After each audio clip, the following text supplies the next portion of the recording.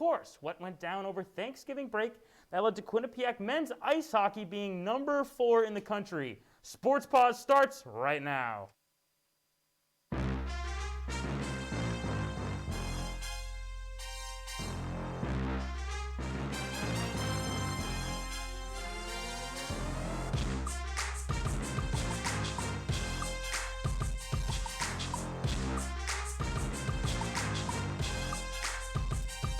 And we welcome you inside Studio 125. I'm Jack Main. That is the Mac and Main Show co-host Eric Kerr. We are down to our final 2 shows of 2021.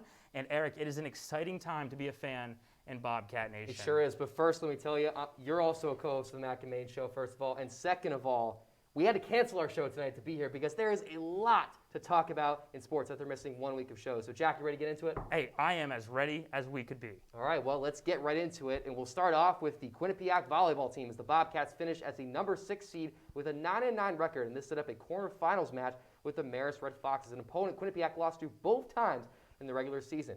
Could be a similar script in store for match number 3. Let's find out. Let's take that highlight. Here we go now, Marist and Quinnipiac. Again, this was the last MAC quarterfinals matchup of the day. It was a Friday night at 8 p.m. Both teams getting a little bit tired, not used to playing at this time frame and this prime time volleyball action, but we'll see if Quinnipiac can play spoilers here, make the first upset of the MAC tournament. Here we go, third set now. We started out with Olga Zampati, the senior, putting down the kill. Now, good story about Olga Zampati is that she missed the last 4 games of the regular season with COVID-19, but hey, no symptoms right there, Jack. Good service ace, good kill right there as well. We head to the 4th set now, and it was one player from Marist doing all the big work, Jordan Newblatt. Boom, boom, back-to-back big kills from the outside from Newblatt. She would finish the game with 24 kills. Marist wins set 4. We head now to set number 5. Here's Ariana Diaz. She wants the whole team effort here with a back-to-back kills of her own. Nice swing, nice tip. We move on down to, as you see her mom right there saying, "Let's go Bobcats." Why wouldn't you say that? Nicole Legg also chipping in as well with the back-to-back kills. Find her spot in the middle. The all first team MAC selection with a 14 kills team lead. But how about Lexi Morris? 14 kills as well. But that might have been the biggest one of the night because that was the game-winning kill. Your final here in Ludenville, 3-2. Quinnipiac takes it. That was the 4th win for Quinnipiac all time against Marist. The last time they won before that one was back in 2019. Hey, that's some pretty crazy stuff. And Kyle Robinson also just captured his 3rd MAC tournament victory on Friday. He looked to continue his Cinderella story against number 2 rider the very next day. We have the footage from that quarterfinal right here for you on Sports Paws. Eric Kerr took that lovely crew up to Siena as we got to see that upset that Quinnipiac was able to put down over Marist. Could they do the same thing over the rider Bronx? Here we go. We're going to open things up right here in the first set. This is oh shoot, yeah, we are in the first set. This is Maggie Baker coming down off the set, gets the kill to go down. Maggie Baker is living it up here in the semifinal matchup. She's going to get her 2nd one of the first set right here. Ball goes high up in the air, doesn't matter. Maggie's got those hops to get up there and go get it. Bobcats would end up dropping this first set. However, Ryder was able to get that last lap. As you see, the diving attempt of the Bobcats comes up short.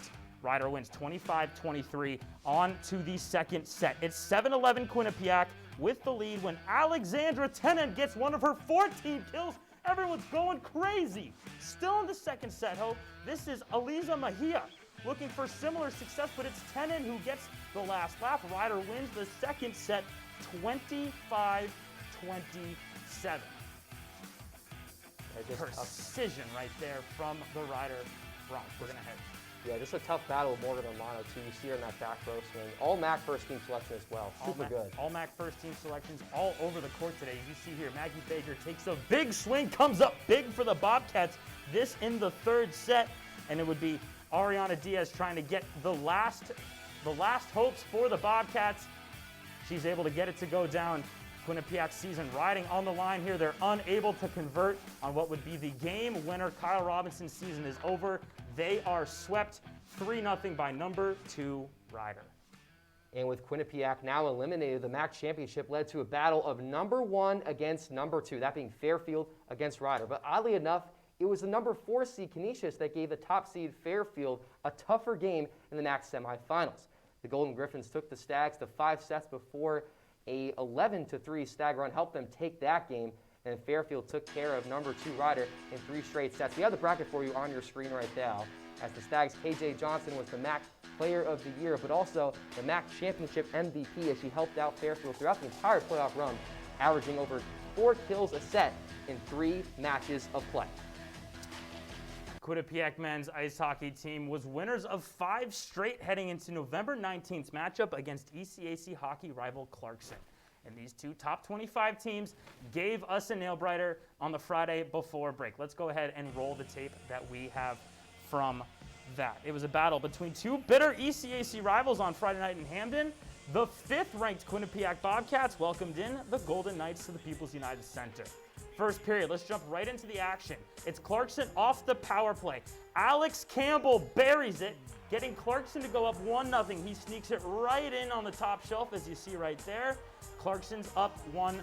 Second period now, Clarkson is still going to be on the attack. This is Jordan Power from the point. Look at the left-handed wrister get right into the net. Clarkson opens up a commanding 2-0 lead, but still in the period. Here we go. This is Griffin Mendo. He's going to get one back for the Bobcats. They're now only down by 1 heading into the final intermission. Third period now. This is Gus Van Ness on the wraparound. He's able to pot it in on the weak side. Van Ness is fired up. The game is tied at 2, and 60 minutes isn't enough, so we head to overtime. Zach Metza with the puck at the point, and he loses it, sending Alex Campbell on a breakaway opportunity, but Yanni Peretz stands strong. We head to shootouts, and it's going to be the Bobcats that come away. Wyatt Bongiovanni buries it. Quinnipiac wins in the shootout 3-2, as we see Yanni Peretz gets the game-winning save. Quinnipiac gets their first win of what would be a big weekend for them. Yeah, huge shot to the 5-hole right there to seal the game winner against Clarkson, as the Bobcats look to continue their winning ways in men's ice hockey the next night at home against the St. Lawrence Saints. skip a few, 5 wins out of their last 6, but Quinnipiac make this 6 games out of 7, and you see in our screen, they did just that. Final score showed that Quinnipiac did a 5-goal performance in the second period alone, helped the Bobcats cruise to an 8-0 victory over the Saints. Quinnipiac picked up its 3rd win and is still undefeated in ECAC hockey play, while St. Lawrence fell to 2-2-2 in the conference.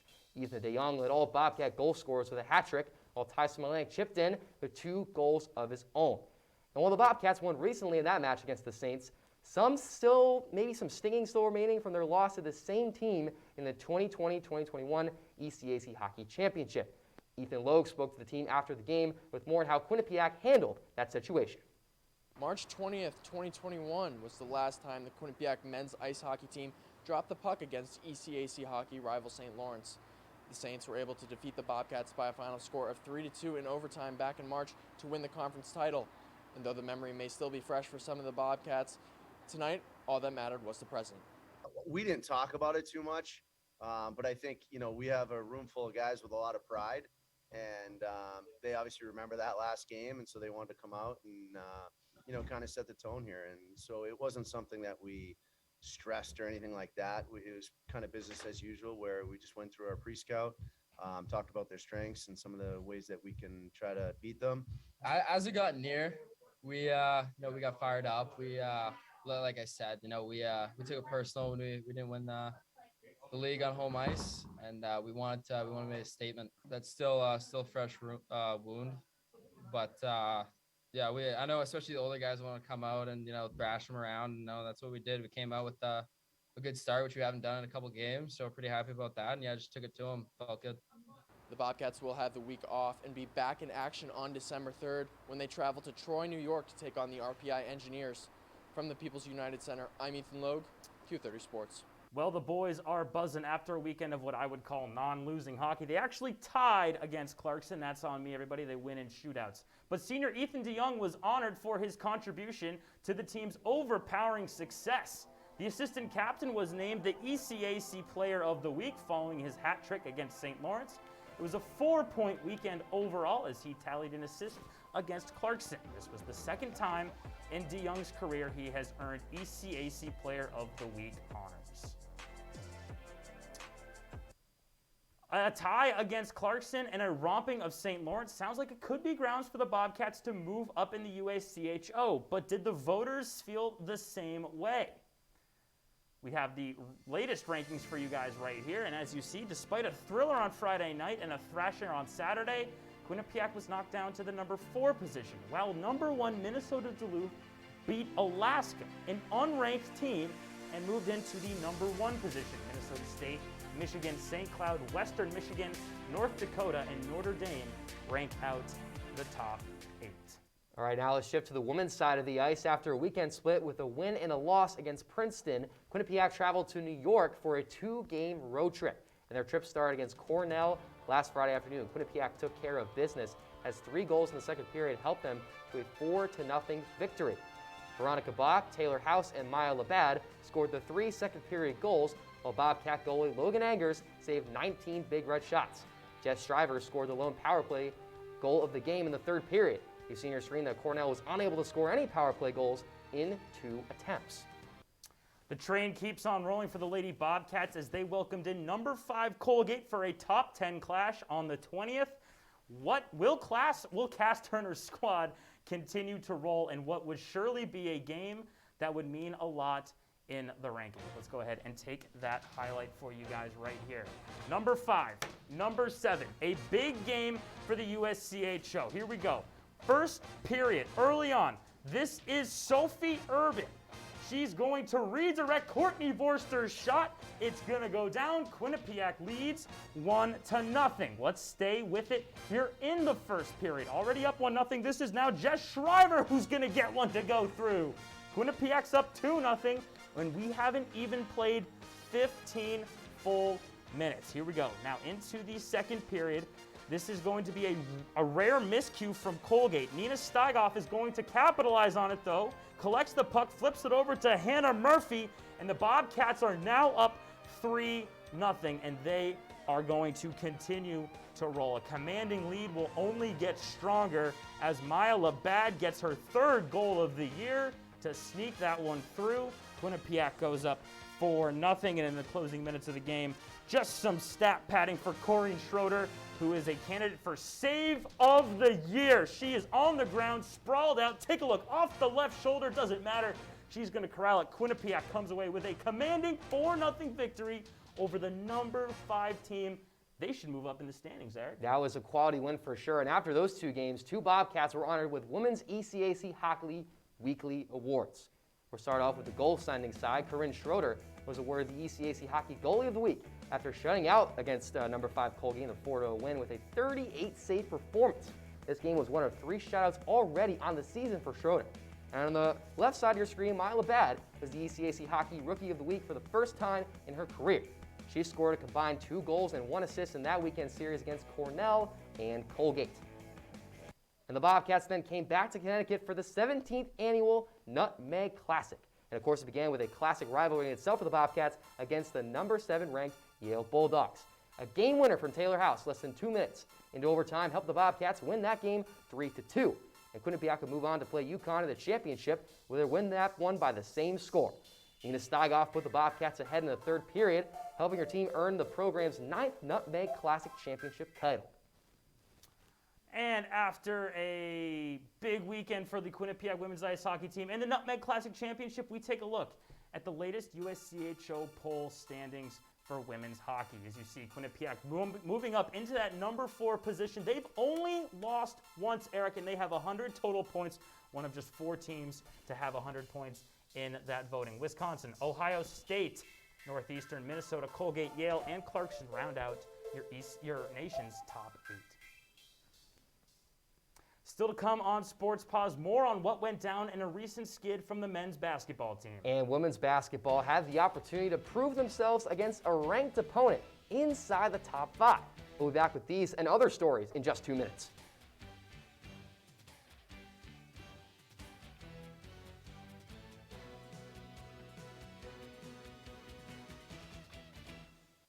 Honey, Honey, what I think you need is a socket wrench. I played JV basketball. I'm sorry. I don't think it looks right. This is good, and it's all good, baby. Is it really all good?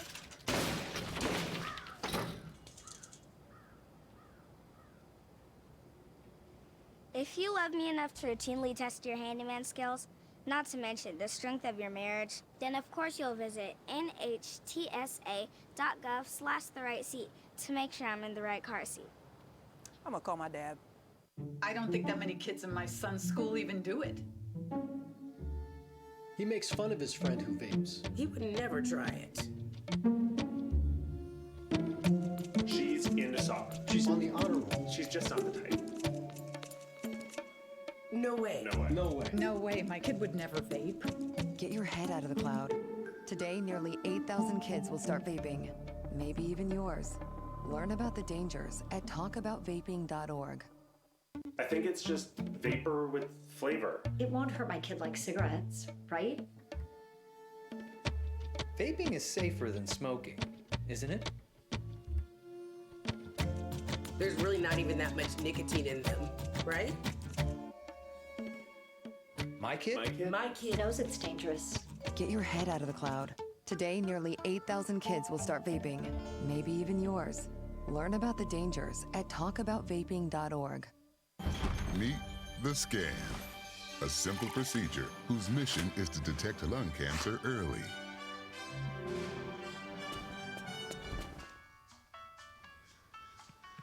I'm here to save you. But I feel fine. That's great, but you may still be at high risk for lung cancer. Oh man, that's a new fence. If you smoke, early detection could save your life. Learn more at savedbythescan.org.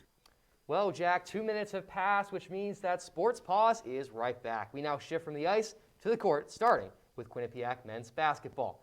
A rivalry renewed at the People's United Center as the men's basketball team welcomed in their old NEC conference foe, Central Connecticut State University, for a November 20th afternoon matchup. Now, these two teams haven't faced off since 2013. That was the last time before the Bobcats moved from the NEC to the MAC. Let's take those highlights. And here's the matchup right here, as this was the last game of a 3-game homestand here to start off this season for Quinnipiac and CCSU. We go straight into the first half, and Quinnipiac was slow out the gates. Tyrese Williams missed layup, and then just a couple unlucky breaks for Quinnipiac. In and out three in that corner for Ragoni. In and out three from that corner, and Tyrese Williams. You don't like to see that, but what you do like to see is the defense. There's Ty Mushinnery stepping in front for the charge, and then sticking with his man. Tough defense off the pick and roll, not phased, but CCSU fighting on the glass as well. There's a putback layup, and then Savion Lewis contorting his body inside for a tough finish at the rim. Here we go now. We head into the second half with Quinnipiac up 31-29. Here's Kevin Marfo. He's a big man who could pass the ball pretty well. Here's Ragoni. There's the three. Rolls into him for the corner. And here comes Kevin Marfo, rumbling, bumbling, stumbling to the rim. Gets the nice little right-hand reverse layup to go right there. But CCSU not quitting. And one on the other end for them right there. Inside and beyond the three-point line. 4-point play as well. But Tyrese Williams would seal the deal with the back-to-back threes from beyond the arc. And then, of course, Savion Lewis going strong at the rim and one. Putting it away. That's your final score on your screen right there. Your final, 76-65. And then Quinnipiac then went back on the road for the second time this season against New Hampshire. Now, this matchup is where the 3-game winning streak would end for the Bobcats, as they would go on to lose to that Wildcats team 84-69. Story of the game for Quinnipiac was their offense. A team that normally makes 44% of their shots while shooting 33% from beyond the arc shot lower percentages in both categories. You see those numbers on your screen. 38% from the field and 26% from the perimeter. New Hampshire's Jaden Martinez torched Quinnipiac with 33 points, missing just 2 shots on the day. Quinnipiac would look to get back into the win column against Brown in a Sunday matinee at the People's United Center. Let's roll those highlights. Brown owls Quinnipiac all-time in the all-time matchup, 8-1. These two teams haven't faced off since pre-pandemic times. Here we go. From the People's United Center, Baker trying to right a sinking ship against this Ivy League school. Meanwhile, Brown trying to keep rolling in a year that was lost for them due to the pandemic. First half, this is going to be Chemo Ferrari in the face of Baker. Bang! He gets it to go down. Brown would go up into the halftime. Take a look at the nice roll, though, for Lilly Jr. Brown is going to go up in a close game at halftime. But Quinnipiac would begin to close out. Take a look. Jake Rigoni, step back three. Bing bong. He gets that one to go down. And then Tyrese Williams, he does his dance one time on TikTok. Take a look. Hopscotch. In with the right hand. Hits the deck. Quinnipiac an 11-2 run, but then things go south for the Bobcats. Turnovers were the story of the game, and then you see the crazy alley-oop that Brown was able to put down. It would be a game of Hail Mary three-pointers for the Bobcats as they try anything to get back into it. Unsuccessful they are. Brown continues to roll against the Bobcats, 72-61. And we welcome in the second pair of roommates to join the show, basketball beat reporters Ross Meglin and AJ Fernor, to give us a Quinnipiac basketball MAC preview. All right, thanks, guys, and welcome inside the People's United Center. I'm Ross Meglin. That's AJ Fernor, our women's basketball beat reporter. We're going to break down MAC play that's incoming for both of these teams in the month of December. So, AJ, we'll turn to you first for the women's team.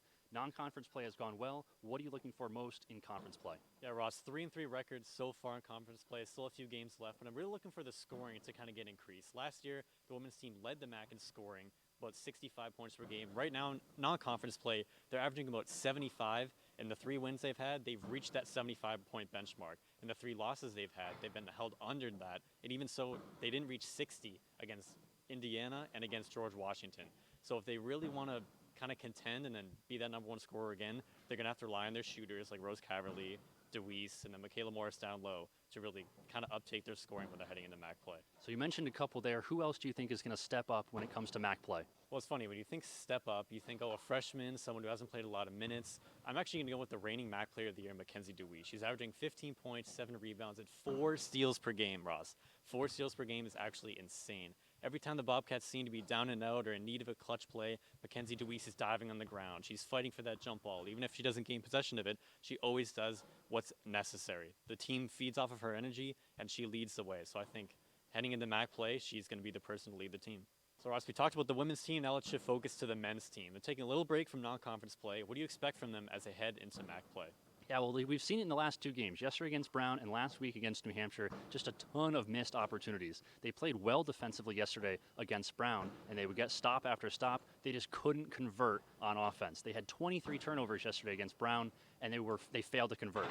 And that's just something you can't do when it comes to MAC play. With St. Peter's coming in on Friday, and with really any team, especially with Iona, who we see competing with teams like Alabama and even Kansas, they have to play better. They have to take advantage of every possible opportunity they get.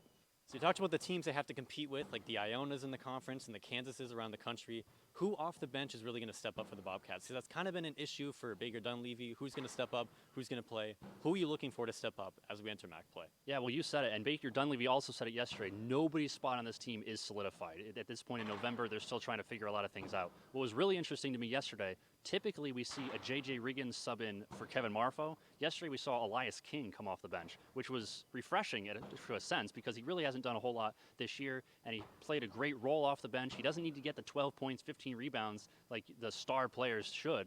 But he comes off and he gets 6 points, 5 rebounds, and he does his job off the bench. If he can continue that, that's a player I'd like to watch down the stretch. Yeah, it'll be nice to see what both teams can do as we enter MAC play. But for Ross, I'm AJ. That's all from the People's United Center. We'll send it back to you guys at the desk. Thank you, gentlemen. High expectations indeed for that women's basketball team who traveled down to West Point to take on Army. Quinnipiac would have a successful trip down the Hudson River as they defeated Army 75-56.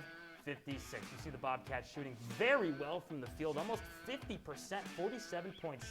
They're out rebounding everybody. That's got to do with the MAC Player of the Year, Mackenzie DeWeese. 15 steals. Also, I have Ickling that has to do with DeWeese, and then also limiting the turnovers as well. Quinnipiac looking to live up to that #1 overall ranking ESPN gave them. Yeah, of course, you can't ignore Michaela Morris in the rebounds as well, but then Quinnipiac headed back home for their first home game of the season, and it was against a big-time opponent, the Indiana Hoosiers. At that time, they were ranked #4 in the nation. What do the Bobcats do to try to pull off the upset? Let's find out right now. Cue that highlight.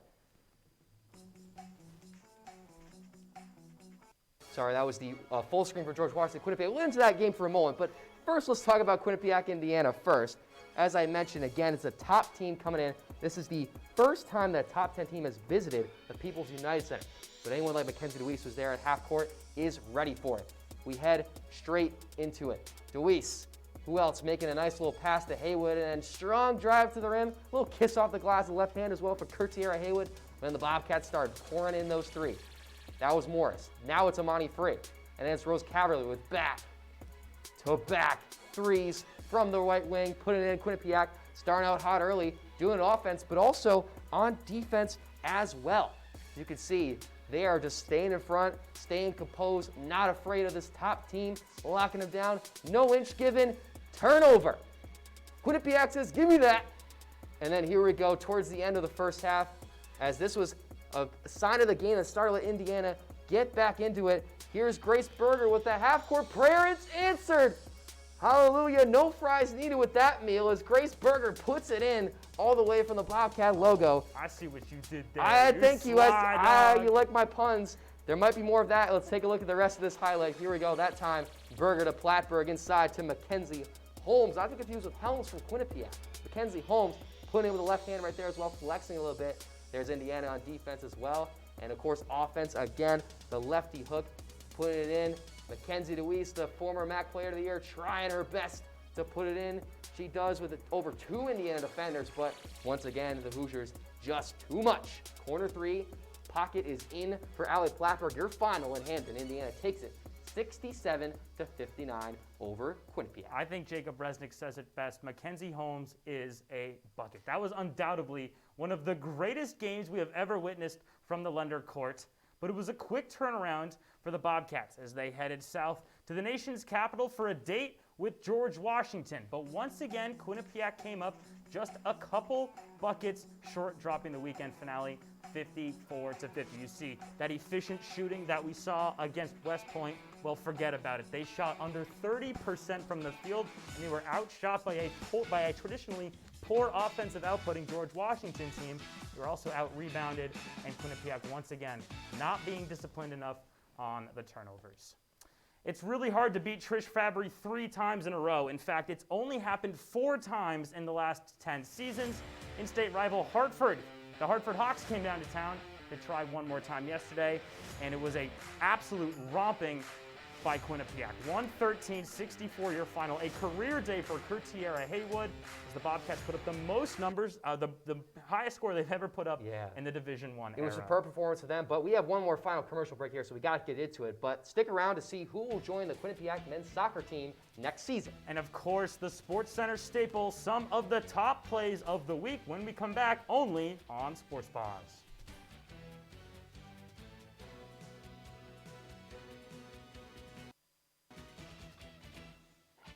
I know what you're thinking.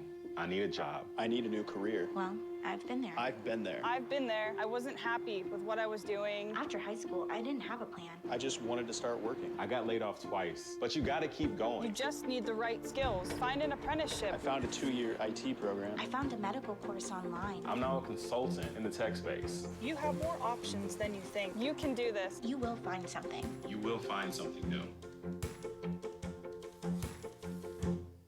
Type 2 diabetes can have a big impact on your life, but how can it be prevented? Well, the first step is knowing if you have prediabetes, a serious medical condition that puts you at high risk for type 2 diabetes. 1 in 3 American adults has prediabetes, but more than 80% don't know they have it. The good news is, prediabetes can be reversed, and for many people, healthy changes in their daily routine can make a big difference. Take the 1-minute risk test today at doihaveprediabetes.org. Maybe you can make retirement happen. After all, you made home ownership happen. Homeschooling yourself on loans, beefing up your credit score. So I'm pre-approved. You were like, yes! Sorry. Color coding listings, ticking boxes, and flushing every toilet in a 20-mile radius. Home sweet home. You aced house hunting. Now get the tips you need to get on track at aceyourretirement.org. When we adopt a shelter pet, we discover they're a unique mix of all kinds of things. Come on, Jules, spotlight on this last one. There it is.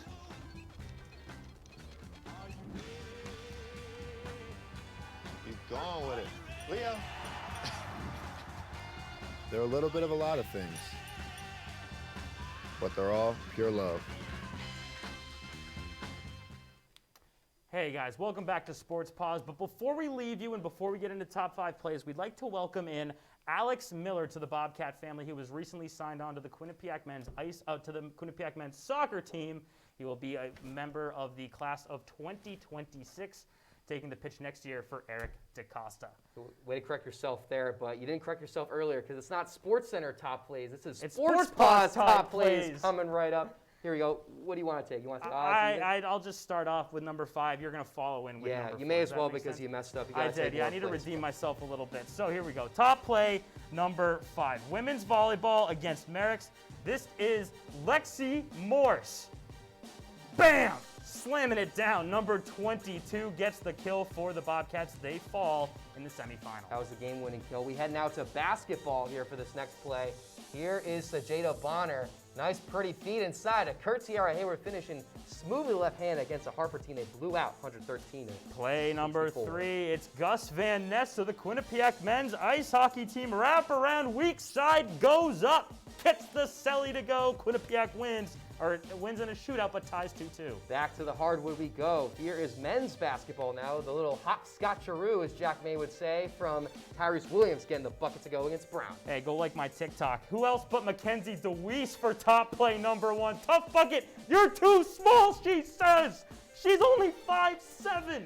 Look at her just arc that shot, fakes the left, goes up with the right. That's some Jordan stuff right there. Not only the hang time, the strength, but also the hang time as well. Well, for the second time in less than a week, I am so stuffed, this time with sports content. So, Eric, it's time for us to sign off for the evening. I think we did there, but be sure to check us out on our website at q30tv.com. Stay up to date with all things Quinnipiac Athletics on social media by following us on Q30 Twitter Sports and our Instagram at Q30 Television. For the producers, reporters, and everyone else behind the scenes, my name's Eric Kerr. And I'm Jack Main. I'm supposed to say something funny. Something funny.